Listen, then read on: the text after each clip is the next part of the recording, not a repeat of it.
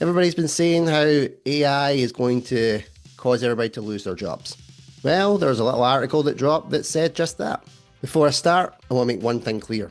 This is an article from LadBible, and the findings were revealed from the ChatGPT creators. Everything here, I wouldn't take with a grain of salt. I would take it with a giant truckload of industrial grit salt. I'm going to work off of these facts just because it's piqued my curiosity a little bit.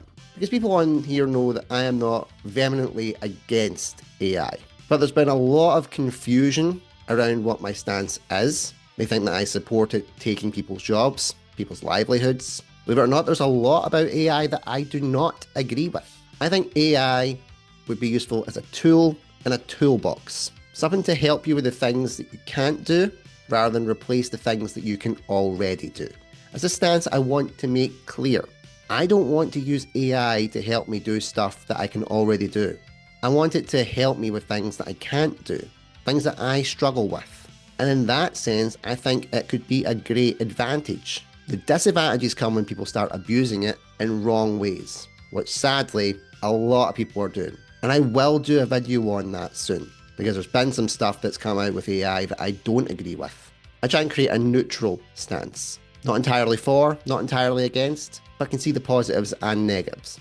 But this got me thinking about the jobs that ChatGPT creators says that AI will replace. So I wanted to find out a little bit more about it in the article. And it's an AI win rate versus humans on certain tasks.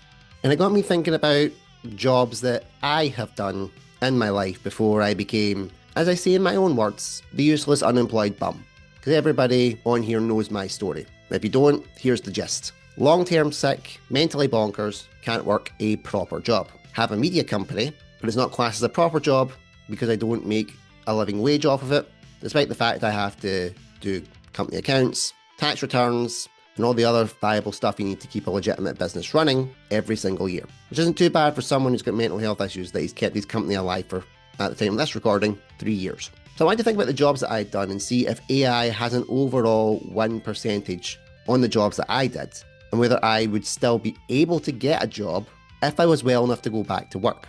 So the first one I wanted to look at was counter and rental clerks. That's essentially general sales assistants. I did that in my college days, and for a bit of time working in the NHS as well. And the win rate for AI was 81%, the highest win percentage ratio out of all the jobs listed. So I think I can say that I am struck off in terms of general sales work. The next one was shipping, receiving, and inventory clerks, essentially warehouse operatives.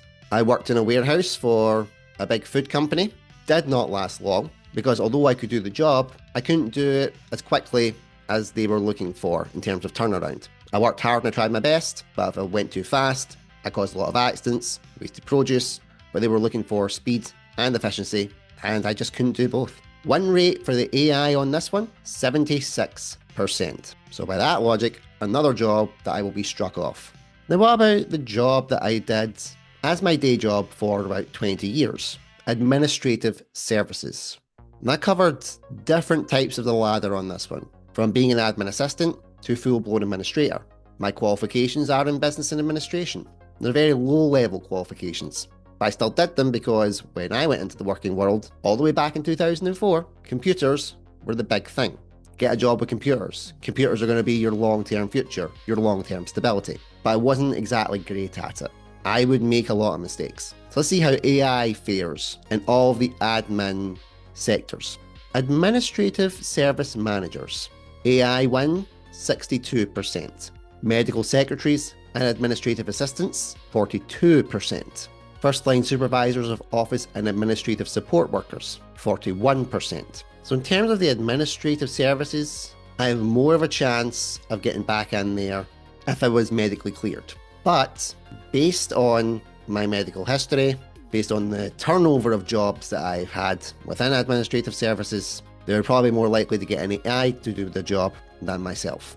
I went in finance.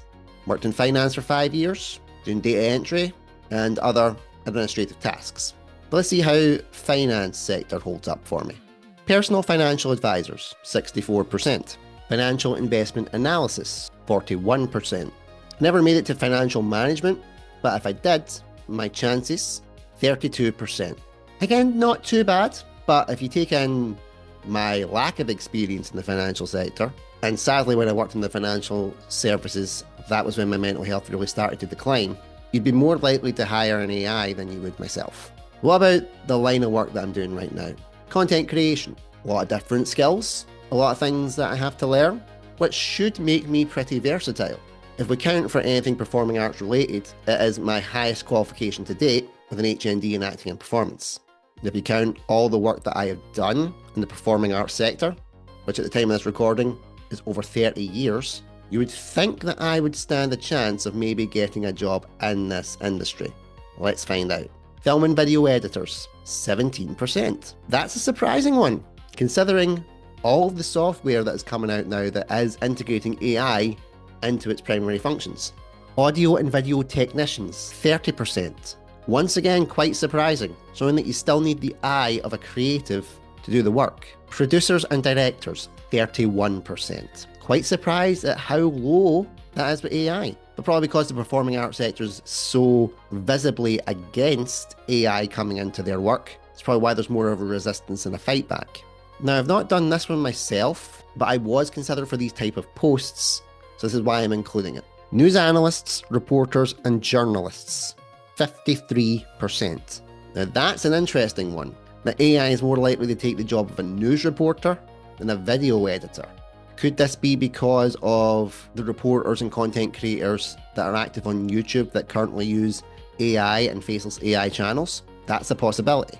And editors, 75%. That's a high ratio, but editors is a very broad term. As we mentioned previously, film and video editors is only 17%. So it's unknown as what type of editors this is actually talking about. Is it basic content creation editing, script writing?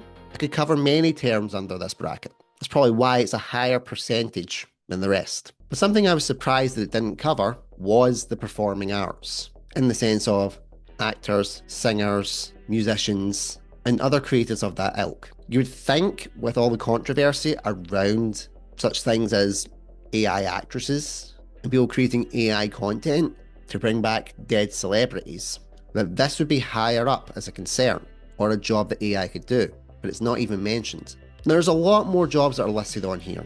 If you find the article itself through LadBible, you can go and check it out.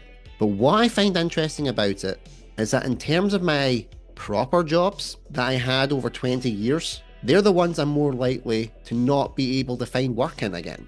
Because AI v human, there's a higher success rate for AI.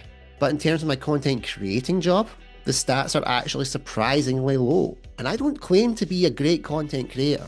Yes, I've got a lot of experience in videos under my belt, but I don't have the qualifications behind me. There's lots of tricks that I don't know about, because mainly I'm hampered by financial reasons and have to just work with the software that I've been working with for the last 3 years. But I am always trying to improve, and I'm always trying to get that 1% better. So it's quite surprising that when I'm on the low scale of this content creation journey, that this still isn't the job that I should be the most concerned about AI taking, at least according to this report. It was certainly an interesting read. Whether these facts are entirely true is a different story, but it did get me thinking, and that's what things like this should do. Thanks for watching, everybody, and take care.